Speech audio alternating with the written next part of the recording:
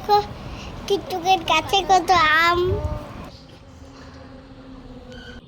আমরা সবাই মিলে ছাদে গিয়েছিলাম একটু রিলস বানাতে।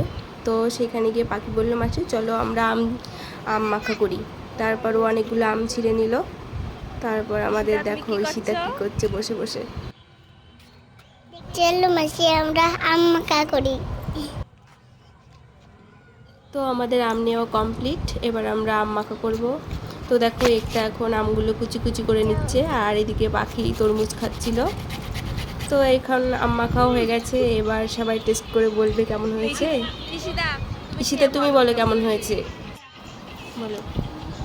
মাসি হেভি টেস্টি হয়েছে। সত্যি? ঈশিতা কেমন লাগছে?